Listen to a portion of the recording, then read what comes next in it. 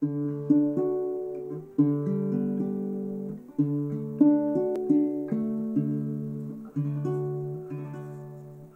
everybody to the Wrap. George, Ringer.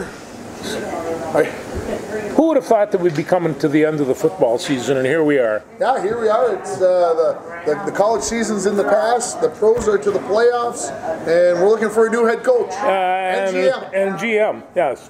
And there's, you know, it's one of the things about when you leave an organization and stuff. If you're throwing bricks, it's going to cause a lot of damage, and there's going to be people thinking about this for a long time. Bricks are being tossed every which way now, and that's really too bad because, you know, in many ways, Mike Zimmer was you know, he was the Viking type pro coach. This is the tough way, the tough approach, but apparently it was. We don't have those kind of players, I don't think, on the team. No, everybody thinks football's changed, and offenses have changed, and everybody wants quarterbacks that can move around and chuck things and play option and do all the rest of these stuff. And you got to have general managers and head coaches and offensive coordinators that are going to get that to you. You have to see. So, general manager, hooray! No, Frank is happy. Yeah. Frank is happy that they got. And now all we need is a new quarterback, he said. That's all we do. And the last time they had, you know, they get a 12th round pick, or a 12th pick in the first round. Now, what are they going to do?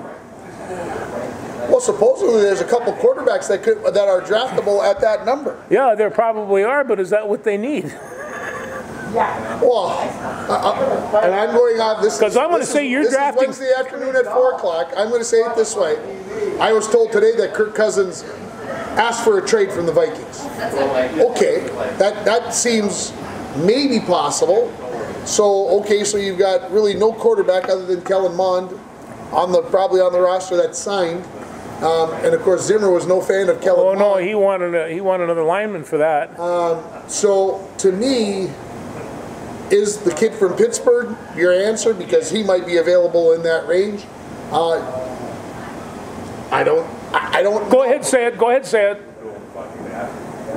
Aaron Rodgers. Oh, I'm not even going to bark that tree. Is it plausible? Sure. Is it? I mean, I guess it's possible, but I'm just saying is to get an established quarterback is a lot less riskier than trying to draft one. But we tried that with Kirk Cousins. We went with a guy who had been in there that we thought maybe was on the edge of possibly winning. We signed him, and you know, we've not had a lot of success drafting quarterbacks either. You know, that just hasn't happened. I mean, what team has? No, drafting quarterbacks is a real risky deal. I mean, you know, you look at Lamar Jackson. Is Baltimore happy with him? Yeah, I would guess they are, but I would say his shelf life might be coming to an end because he's getting hurt all the time. Because linebackers as fast as he is, and it's you know, Goff and Wentz came out at the same time, 5 years ago or whatever it was. They're neither one of their original teams. They're not having bad. You know, Wentz should have been in the playoffs, didn't make it. But I mean, you look at this. You're right. It's there's just not a whole lot of great quarterbacks out there. There are not. And so, you know, and you got to even, you know, look at how much guff Buffalo took on drafting Josh Allen out of Wyoming. And everybody's like, oh my gosh. Joe Burrow's in Cincinnati, and now all of a sudden, you know, these are the stars of the future. But see, Joe Burrow's not that running type quarterback. No, I not. He's a pocket with an arm. What everybody seems to. But he is more mobile than a lot of the other ones. He's got a fairly good combo. But is he a Lamar Jackson? No. Does he have that 340 speed? No. And you know, if that's what you're looking for in terms of, and I think that they've been looking for this quarterback since Michael Vick. And this is kind of and even then I says, this is going to set a trend that has, in my mind, done nothing but grow. Okay, so do you put Patrick Mahomes into that mold? No, he's got his old mold because he can throw with either arm.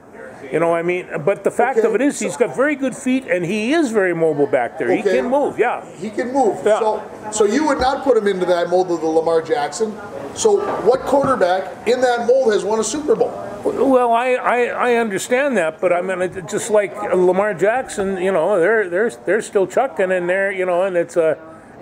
I mean, look at Tom Brady. You know, so I guess the point I'm trying to make is, yeah, it looks all good and sexy and great and whatever else, and you rack up a bunch of points, but it doesn't translate to championships, and that's everybody's complaint about Kirk Cousins is that his numbers look great and everything else, but they don't win, baby. Well, and that's what it's all about, is winning. So I guess the point that I would like to make is that when they get a new general manager and a new head coach, this is going to be the direction that they turn, or at least look for that as an option. They have some pretty good running backs that they can option that ball to. They do have a pretty good running game. They could use a couple of more. I mean, they average 335 pounds, and they say they're too small. This part of the bargain is a little bit tough for me to handle, and it's you know. So. Okay, so we're not going to draft a quarterback. I don't think they should. We're probably not going to get one through free agency. So the only way to do it is to trade. Yeah. Okay? So in order to get a good quarterback, you're going to have to mortgage something. You're going to have to lose something. Oh, probably. What pieces of the puzzle, then, do the Vikings give up to get that quarterback that I don't know who this person is? Well, can we just do a trade-in? Huh? Trade-in. Cousins, trade him in. Newer model. Okay, but who's that person? Oh, I have no idea. That's what I'm asking. Yeah. Who are you going to trade for? Oh, I have no idea. Okay, let's go off the grid with this, because that's the kind of mood I'm in. Okay, let's say we wanted to go get Patrick Mahomes. Yes. Let's just say Kansas City was willing to trade him. They're not, but let's say they were. What would the Vikings have to give up? Justin Jefferson, Delvin Cook, a couple of linebackers, and a couple of linemen. Well, they should just cash in and give them the stadium first and start from there. But yeah, you're right, and I think I'm not worried about what they got to do to. Obviously, that's the fine line that you have to straddle. How to get this? And you can do it two ways. You can inherit it, or you can develop it. And you know, and I don't know a whole lot of quarterbacks that have been developed in the Minnesota Vikings organization. I don't know which ones they'd be. Tarkenton? Okay, Tarkenton maybe. Tommy Kramer? Tommy was a nice guy. Nice guy. Not a great quarterback? No. No. Well, he threw one good pass. Okay. And a couple good passes. Joe Cab. We like Joe Cab. We like Joe. So I don't think it's feasible to trade for the quarterback that we want, because you're going to have to mortgage the future to get him, and then you don't have anybody to protect him around him. I'm going to go that they got you said the number 12 pick. I hadn't done that investigating. I say they stick with that 12 pick, and they're going to draft somebody, and they might throw that guy out there the first game of the year and say, look, we're gonna Josh Allen him. We're going to take our chances. We're going to be Justin Fields. We're going to whatever, and we're going to throw him out there, and we're going to let him sink for a while, and then hopefully, by gosh, maybe he gets it, and we'll go from there. I think that's the approach that they're going to take. I'm not saying that that's the right way. I think that's what they're going to do, because any other option doesn't fit, doesn't work. I don't think. But so who's a GM out there? Because they got to get a GM. Mike told me today that they're interviewing, that they've already started interviewing coaches. And they don't have the GM. Well, Wilf came on the out of the press conference the other day and said, we're going to hire the general manager, and then the general manager will help us hire the coach. So I think they're doing. I think they're just screening them right now.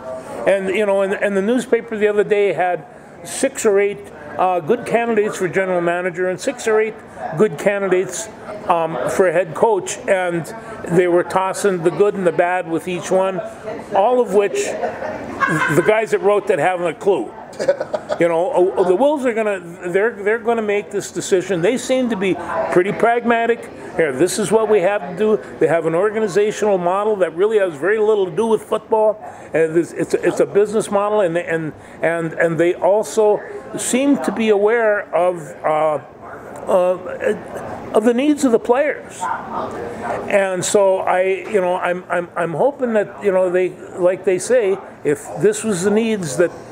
If these guys need a real, genuine human being as a head coach, and I'm not saying that Vince Lombardi, after he reached the pedestal, was that kind of coach, or any of the rest of these guys. But that's the kind of players he had. Oh, I understand. Kind of players to deal with that. Yeah. Eric Kendricks this week on Monday used the word fear. Yeah. There was too much fear on the team. Of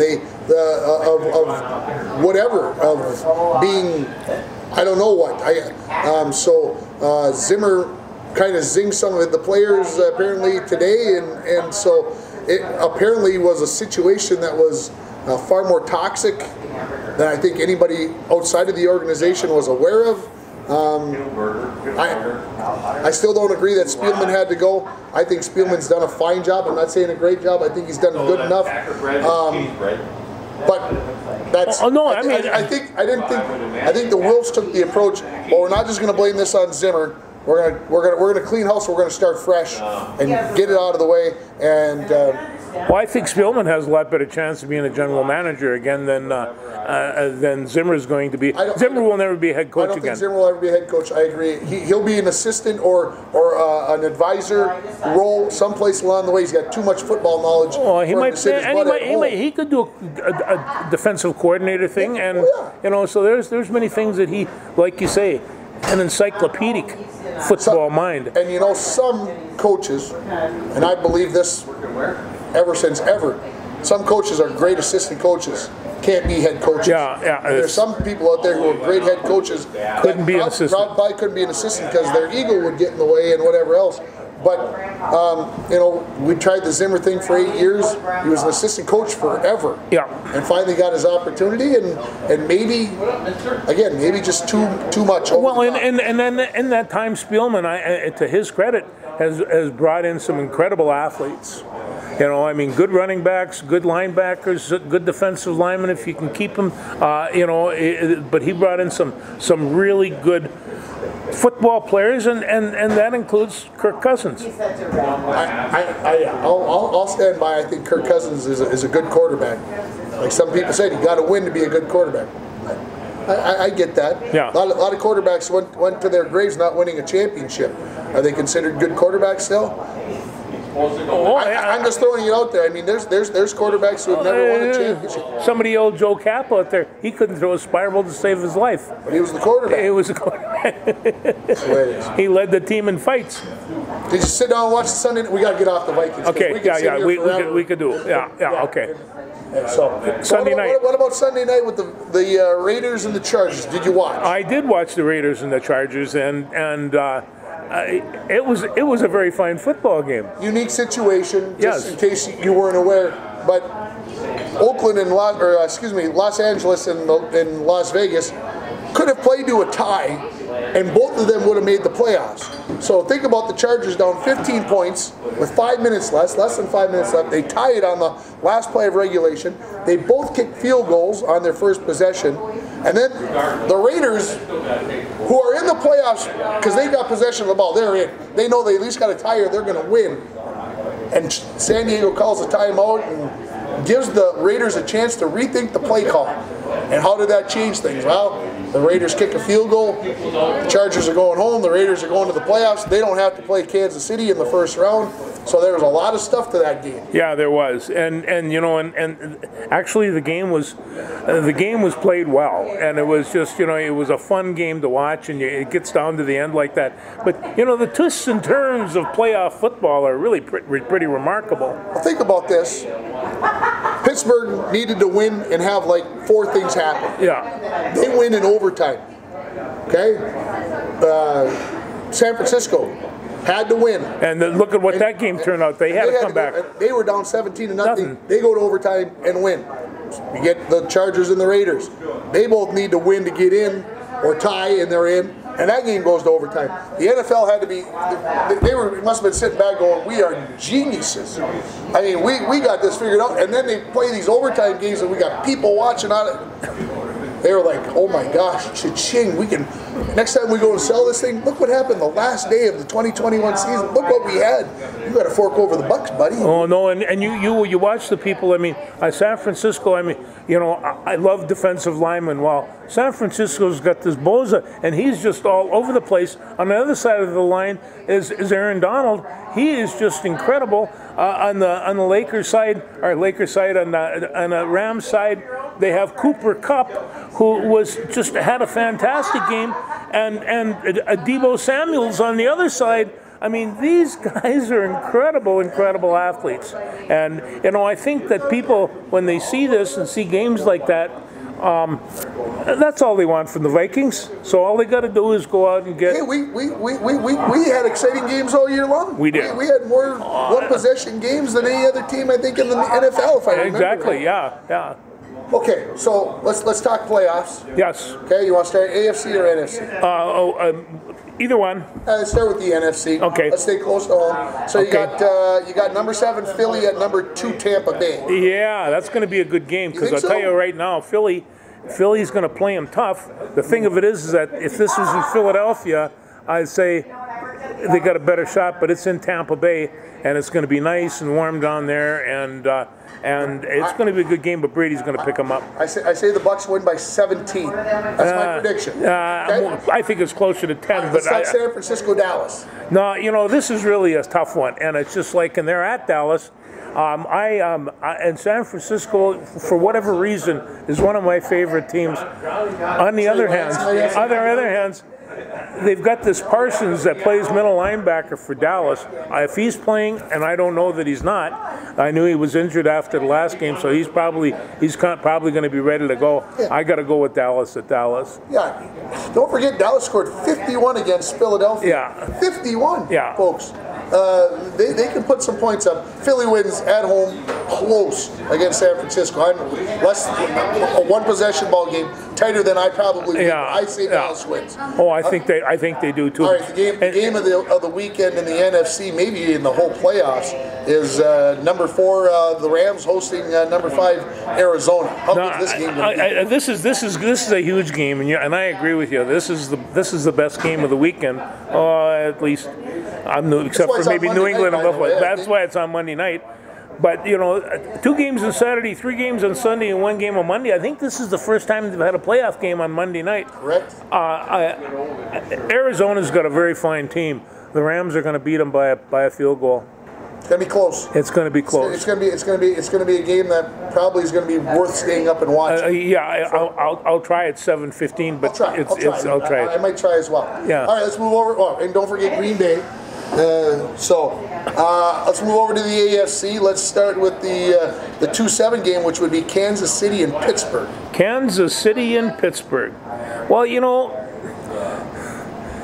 I don't know how long Big Ben can carry this through, but you know, if he can come and get a couple of miracle lifts, who's to say? They got a very good running back. They got a pretty good running attack. The defense is pretty nasty, and so they're not without tools, but they just don't have as many assets as the Chiefs. So the dream is over. Ben's career comes to an end. I'm afraid Ben's career is going to come to an end. Maybe he can come to Minnesota. Of all the games this weekend, this could be the biggest upset of obviously 7-2. That maybe is whatever, but I'm saying it, and I'm not a Pittsburgh Steelers fan, and I'm not a Ben Roethlisberger fan. But this thing has got, like somebody said, was it you or somebody else told me? There's like mojo or there is or some freaking thing. Well, I watched it the last game, and these guys, they just kept on plugging it in and plugging it in. For those of you guys that hate Kirk Cousins, do you realize that in the second to the last game of the year, Ben threw for 146 yards, and they won? And they won. Yeah. He threw the ball 46 times for 146 yards. It's only like 3 yards per attempt. Yeah. It's awful. And you people are mad at Kirk Cousins. Anyway, I said I won't talk about it anymore, and I swear it might be the last time. So we both got Kansas City. The 3-6 game, Buffalo and New England. Well, Buffalo and New England.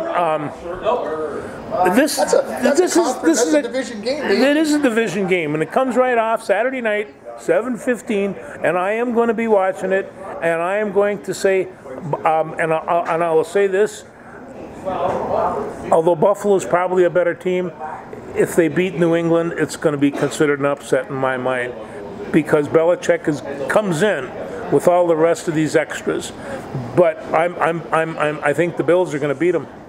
Okay, I'm going with New England. And like you said, I don't consider it an upset. No. If New England wins, but I'm going to take New England on the road at Buffalo. Okay, how about Cincinnati and Las Vegas? I've only seen Las Vegas play once this year, but right now Cincinnati is as hot as a pistol, and if Burrow can pull out a couple of things, get their ground game. I'm not sure what kind of shape their offensive line is in right now, but it can't be too bad because they're protecting them. I don't think that Las Vegas can beat Cincinnati. I believe this is two teams that haven't been to the playoffs for a while. Yeah. So you're going to have all that. Even Steven, whatever. Yeah. I agree. I think Cincinnati wins this game, but it is going to be high scoring. I'm going to go like 38, 35, 38. It's going to be fun, yeah. It's going to be fun. It's going to be interesting. Yeah. So, and of course Tennessee, they got the bye. They're the #1 seed. Well, Tennessee is that's actually one of my favorite teams, and if Big Derrick Henry's running, and if he can run with authority, they're going to be a hard team to beat. That's okay, just, we got to make our predictions. Yeah. Who's going to the Super Bowl?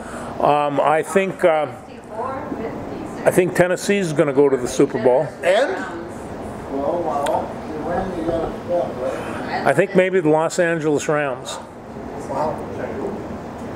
They're going to go into Lambeau. No, they could be the top bottom seed left over. They'd have to go into Lambeau and win. All right. I'm taking the #2 seeds. Yeah. I'm going Kansas City and Tampa Bay.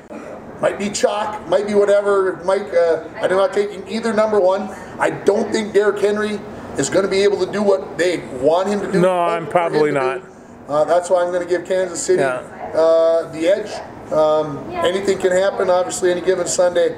But Tampa Bay's got that experience. And and I'll tell you, Tannehill, the quarterback, you watched him grow over the last few years, and before it was just like, oh yeah, he's all right. Well, when he gets warm, he's a pistol, and he can fire. And so Mike Bolstead on the getting a kickback with Tannehill. Anyway, I'm just kidding, because Tannehill was his boy this year. Anyway. Well, yeah, I can understand why.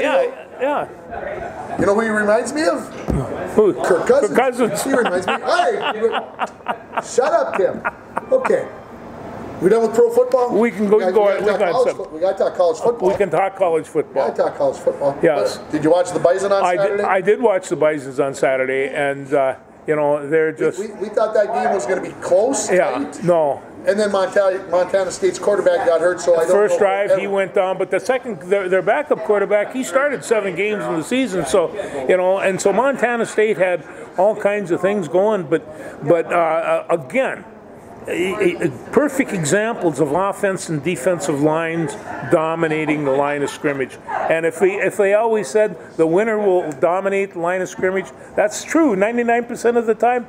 Always has been, always will. What have we been saying on this show for the last 3 years? Yeah, and you knew it was coming when we talked about it. And NDSU were just, and those guys, oh man, they looked like they hadn't eaten in a week, and there was steak on the other side.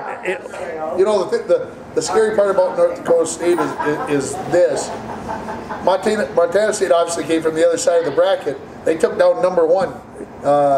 You get the sense that once North Dakota State knew that they were the top seed left over, they were destined. Well, and they took down #1, and NDSU took down the guys that beat them the year before, and so Sam Houston. So these teams, they know each other well. Plus the fact that they kind of played each other last spring. I mean, they've been on a 10-month football season, and but that's as good an NDSU football team as I've seen in a while. The head coach at Montana State, Brett Vigen, however you say his name, he was the guy that recruited Eric Moe and Ty Boyle to go to North Dakota.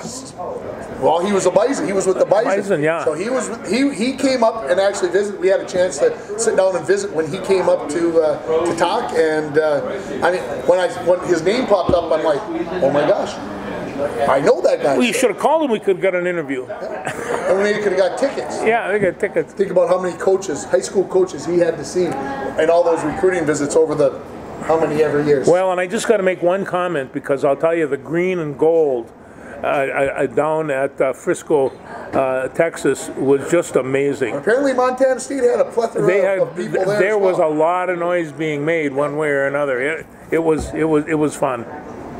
I don't know how long Frisco's contract is. I'm sure they would love to keep the Division II game, but I think they're going to have to move it to a bigger. Well, I think they had 6 bowl games this year. Yeah. But I think they got to move it someplace else where the crowd can get a little bigger. Yeah, they're not a very big. Yeah, well, hey, money. How about the money, baby? Money. How about Monday night? What did we find out with Alabama and Georgia? Oh well, I'll tell you what I saw was again, although both had very good offensive and defensive lines, Georgia's offensive line, they moved them out, and they just hammered and hammered and hammered. And after a while, I mean, you got a field there with 5 or 6 All-Americans, a Heisman Trophy winner. I mean, all the accolades in college are on this field. And when you get these guys start pushing and tugging, it can be quite remarkable. And Georgia's offensive line was.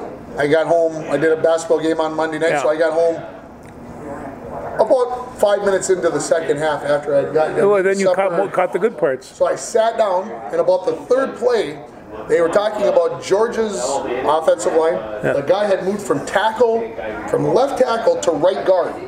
I'm like, in the middle of the game. In the middle of the game, he's moving from left tackle. Why?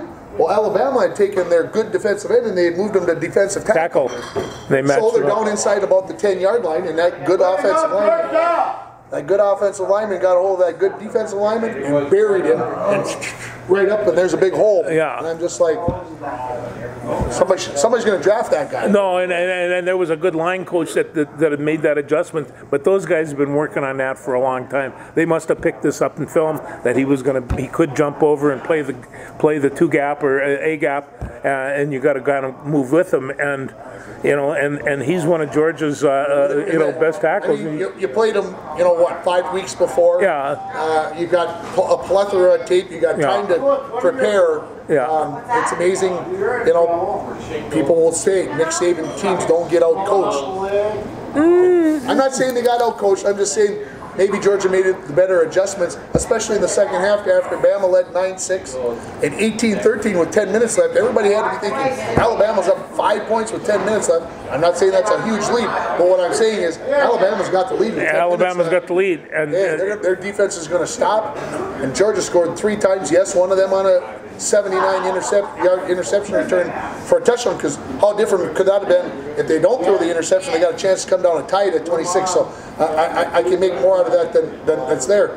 But think about that. Georgia scored 3 touchdowns in the last 8 minutes. Well, and on the first play from scrimmage, Georgia picked it up and scooted into the end zone. They called that one back. There were Georgia fans that were not happy. I saw part of the play, so I can't really comment whether it was a good call, a bad call. The quarterback getting called for the fumble on the throw, and then the referee saying that it was going to be, if it's a forward pass, it's going to be considered intentional grounding. Right. Well, A, he never threw the flag. B, he's being hit, so how in the heck can you call intentional grounding? I mean, he's being hit, being twisted to the ground. So how can you call intentional grounding? And then for it to be considered a fumble, which I was fine with, but then Alabama picks it up and scores to go. It had all kinds of drama. Oh, it did. No, it was wide open. And so I was upstairs, and so I could hear Sue screaming downstairs. She yelled up, "Do you see that one?" yeah. As a matter of fact, I did. No, it was a great football game. Now I'm starting to see in some of the reports that wondering about is SEC going to dominate college football forever? And they're talking about this as they expand the playoff system and have all these teams. But this is apparently. I think Clemson would like to argue that. I think so too. I think the Ohio States and the Michigans of the world would like to argue that. I think USC, with Lincoln Riley coming in, would like to think that they can argue that.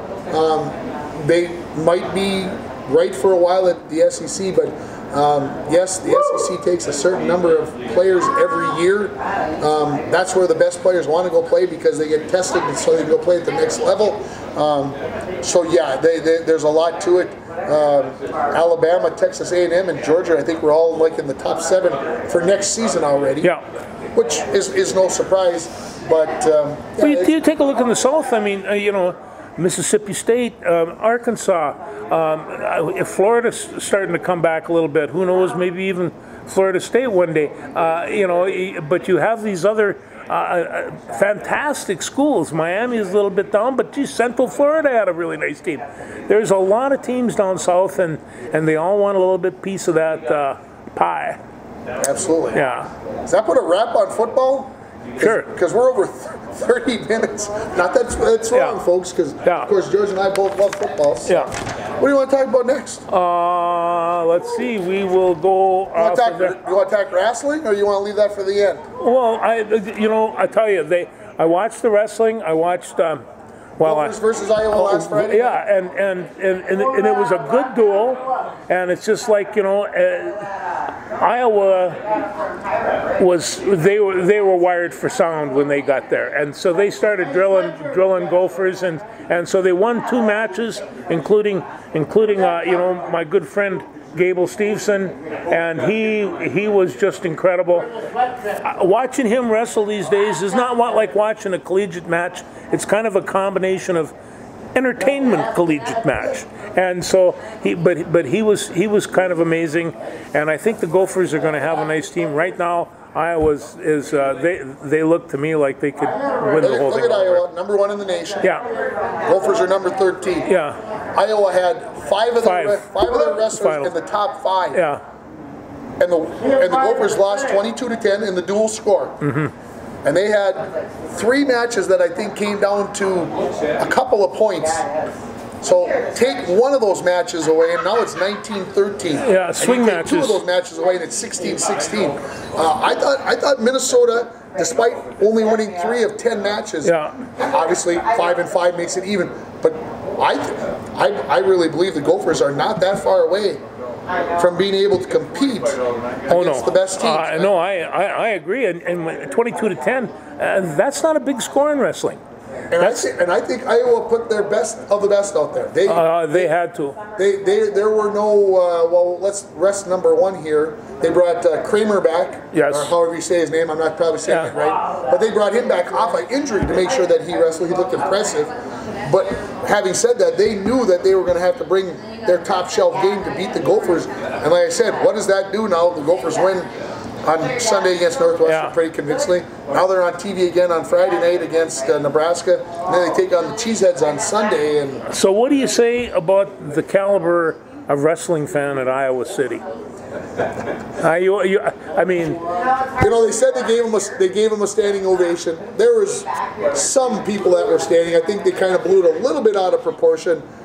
But I think, yes, the Iowa wrestling fan is a wise wrestling fan. They are very knowledgeable. They needed to recognize, because Tony Cassiope is not that bad of a wrestler. Oh no, he's 3rd or 4th in the nation. He was, I think 6 was the number I remember. That could be higher. But Cassiope's been there, and he's a very good wrestler. And I don't want to use the word humiliated, but Gable toyed with him. He did. I mean, he could do what he wanted, when he wanted, and how he wanted to do it. And the Iowa fan recognized that and recognized greatness. And plus, winning the Olympics and everything else, people want to say thanks. It was a nice job. And they say, thank God he's not going to come back next year. Thank God he's not coming back. He will be gone. Yes, he will. Let's talk some Gopher basketball. They go on tonight, 6 o'clock. You're hesitant. That means you don't think they got a chance. Well, no, they got a chance. All they have to do is hit a decent 3, but they have to hit decent 3s. If they're going to shoot 30% or less, 30% from those 3s, and they keep on hammering them, they're going to get their butts kicked. And so, and I'm wondering when Parker Fox is going to come and join the team to give him a little height there. You don't see that happening. I don't see it happening. I just think that the knee injury is too significant, but that's my opinion. These young lads are healed quickly because we didn't think Derrick Henry was going to come back either, but it looks like he's going to be here.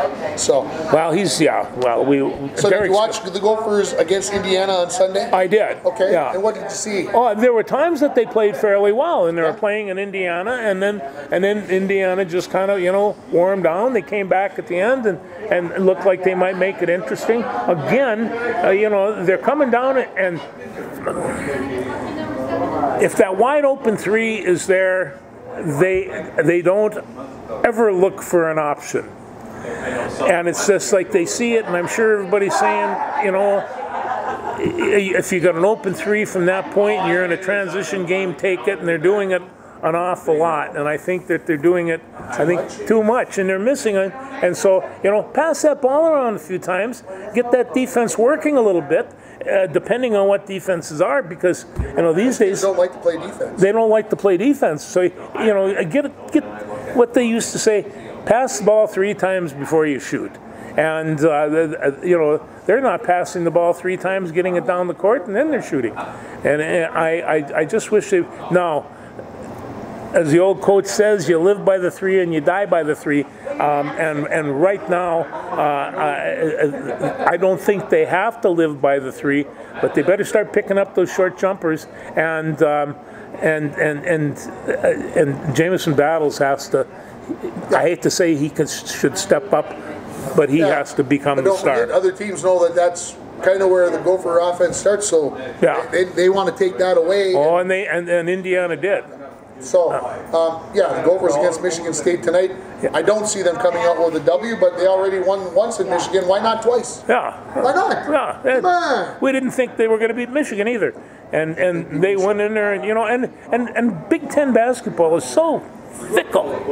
And it's just like, I've seen for years and years, mediocre teams would come into the barn, and the Gophers are just going to kick their butt, and all of a sudden they come away with a squeaker 1 or 2 point victory, or they lose. And And not that a Tom Izzo team is going to have that happen, but with Michigan State beating Minnesota in Minnesota a month ago, you might think that Michigan State might be looking past the Gophers, so there's that opportunity. Well, and I have a lot of respect for Tom Izzo. He's done a great job there. It's you wonder how long he can handle the thing there, but he's a great coach. No two ways. What about the Gopher women basketballers? Well, hey, they're getting beat, but they're scoring well. So. Yeah, they get Wisconsin tonight, 6:30. We'll see what happens there. I think they win that game in Madison. I just think they find a way to get it done. And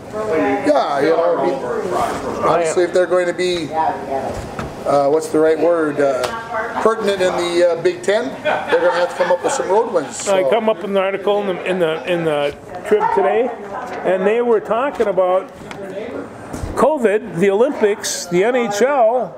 And go for hockey, because if the NHL aren't going to let any of their players come in, where are they going to get their hockey team? From the colleges. Gophers already lost LaFontaine, and what do you think about that? Somebody told me they were completely offended that he left. Leave his team in the middle of the season. Well, I think that happens all the time in the NHL.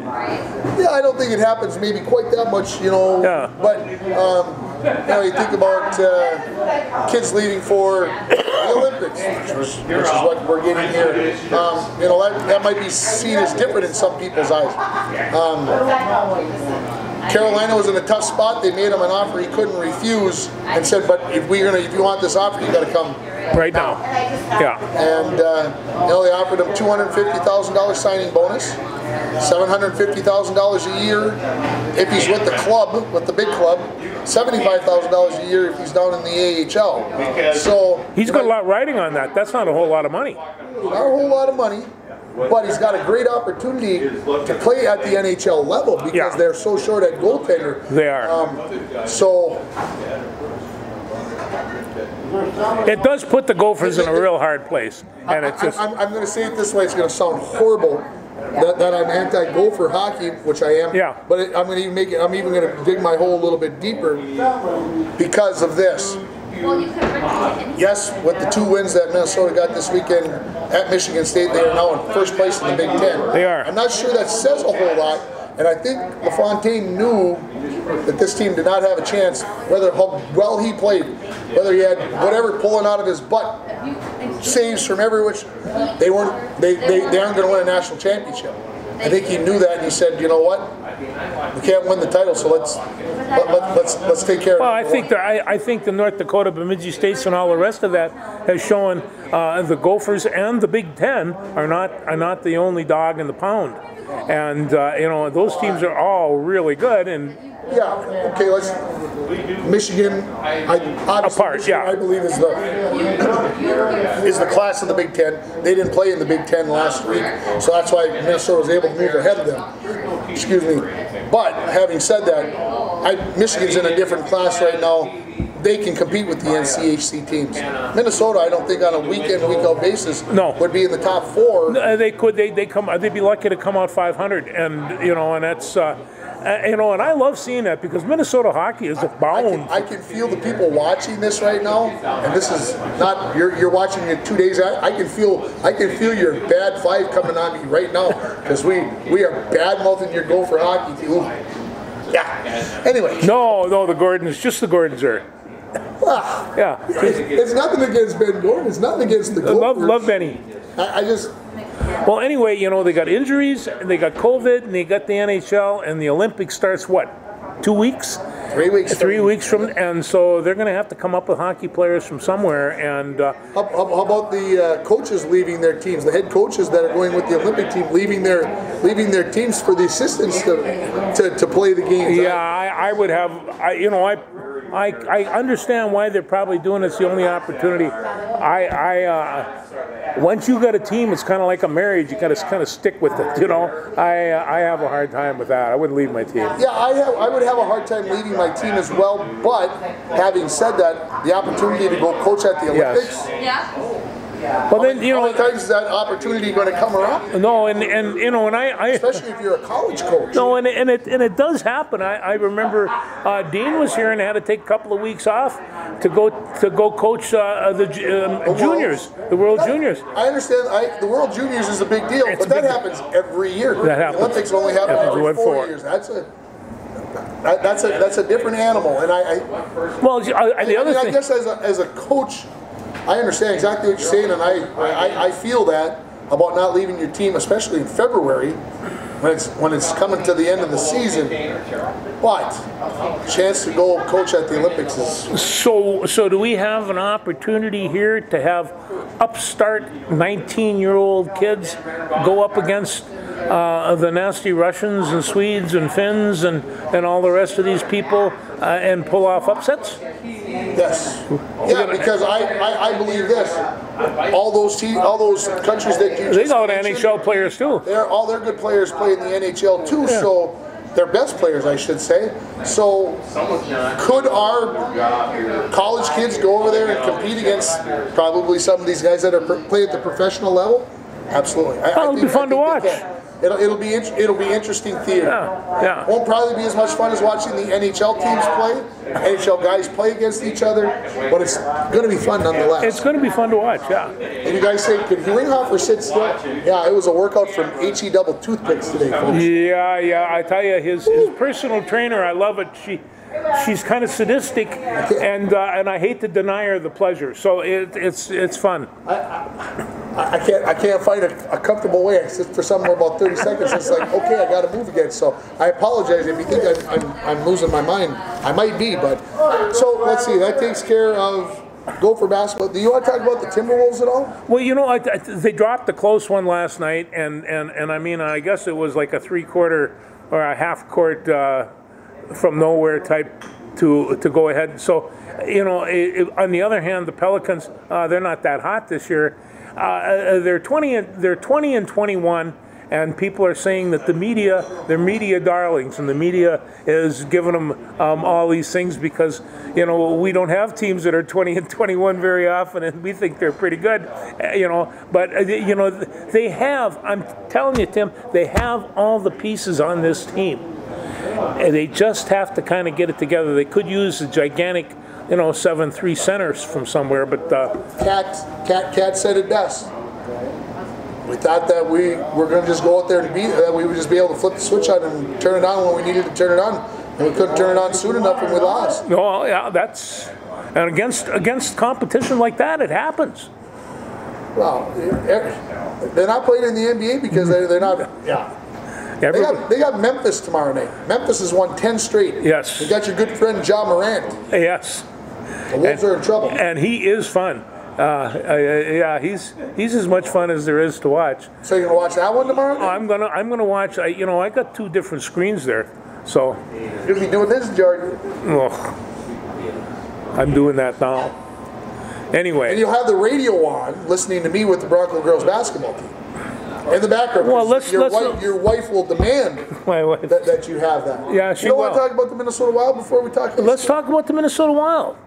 They got Kaprizov back after being. That's what everybody's been telling me. Being butchered. I have not seen a Twitter tweet. I haven't seen a Facebook. I haven't seen a news story. I haven't seen ESPN. Nobody has said, but you're the second person who said Kaprizov is back tomorrow. I love it, or on Friday. I love it. I hope. I hope that's what the injury is. I'll believe it when I see him skating on Friday night. The other thing we don't know is, like when you brought this up, a shortage of goaltenders, and I don't know if Talbot is back. I don't think Talbot is ready. I don't think he's ready to go. And on the other hand, Capo is playing pretty good. Yeah. I don't have a problem with Capo Kakinen. And in fact, there was a time, if you recall, a year or so ago, you didn't know which one was going to get the starting job. And it's just, absolutely. I agree. Whatever it is, they got to kind of piece this team back together with or without Kaprizov. But right now, there's no doubt about that he was injured. He took that injuries because he's such an explosive hockey player, and he's leading everything, leading the league in a lot of different. What do they do? You take him out of the game. The guy from Boston leads the league in being a goon. Yeah, a goon time, and it's it just that really is hard to take. Yeah, getting Eriksson Ek back. They're talking Jordan Greenway back in. They sent Rossi back down. They're keeping Boldy up. It sounds like. So right now, you look at it. You get some of these guys back. Right now they're in 4th place in the Central Division. Although 3 games outside of the Predators have played 3 more games. But Colorado, who's going to be on the schedule for next Monday, is ahead of the Wild right now with the same number of games. So. Yeah, they've got some work to do. Things haven't been good over the last month. Last year they hit a streak about this time, and they started winning, a number of games. And they're going to have to. You got to have one of those streaks going if you're going to be successful. It's nice to have a 5 or 6 game, 7 game win streak. It really kind of stats-wise. Yeah, because they got to 7 or 8 there right before the 5 game losing streak. Yeah. So, hey. Every great team, every good team is going to have those streaks of 4 or 5 games. They happen. I'm not ready to panic. Oh no, not while you listen to the Blues. But you know who Rem Pitlick is? Yes. The Wild waived him today. They did. They didn't trade him. They waived him. They didn't send him down. I don't think they could. They waived him. So he's gone. He's like gone. Bye-bye. Like bye-bye. Well, that's kind of a surprise, isn't it? That's a little bit of a surprise for a guy who, they kind of braved up that was playing so well. But is that a Boldy and Rossi type decision? Because all of a sudden, he's a guy you can't have sitting on the bench for what you're paying him. Yeah. You can't be a healthy scratch when you got these other guys who are ready to play. I don't know enough about it, but that was what Mr. Bolstead told me when we went to workout today. Because here's how scary it is. Neil Sheehy is Rem's agent. Yeah. And Mike asked me the other day, would you like to interview Rem Pitlick? I said, well, of course I would. He said, well, I'll see if I can get Neil to line it up. So he had contacted Neil this afternoon, and that's when Neil told him that Rem had been waived. This is no So I point. said, that's not a good point. It's not a good time. That's not a good interview. Not a good time. No. Unless he wants to, burn bridges and pass it. Yeah. I don't think Rem Pitlick is that kind of guy. So anyway, Well, let's talk about the local hockey around here. let's talk about the local hockey. The Broncos haven't played since 2021. Ooh. They went through a little bout with COVID. So they'll get back underway. They play at Moose Lake on Friday night. And then, they got 3 games next week. We got all 3 of them on the air, as a matter of fact. Proctor Tuesday, Greenway Thursday, and then Moose Lake again on Saturday. Here. So, and so the girls hockey team played against Prairie Center last Saturday and lost 5-0 for the second time this season to them. So right now they're 0-11, I think, and the boys are 2-7. So, but you know what? Wins and losses. A lot of people want to measure the teams by that. It's like the boys team. They can't catch a break. A few kids injured during the football season, so they didn't have all the bullets in their gun, if I can use that analogy, at the start of the season. Then they start getting some players back, and then they start losing players to injuries, and then they get COVID or the sicknesses, so they have to move 3 games around. So they're going to be playing lots of games over, 3 games a week in spots, which is tough to do when you're going to school and everything else. So who did you interview in Coach's Corner? Was that Max? Max and Nate Dremel. Max and Nate, yeah. The boys. The boys. Yeah.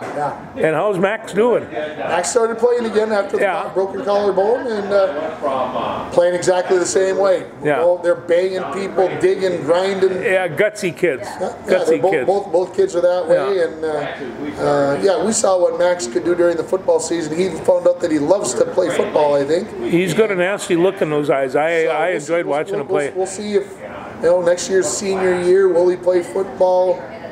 After the injury, there's the pros and cons and everything else. So, Bronco girls basketball team is 9-2. Yeah. Played some nice basketball. Yeah, tough loss last week against MIB. We did not talk about any Bronco sports last week, but no shame in losing to MIB.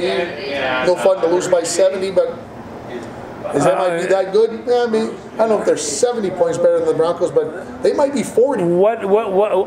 I failed to see the reasoning behind MIB putting the shellacking to Little Fork the way they did. Well, remember, Little Fork Big Falls is missing their big gun. Right.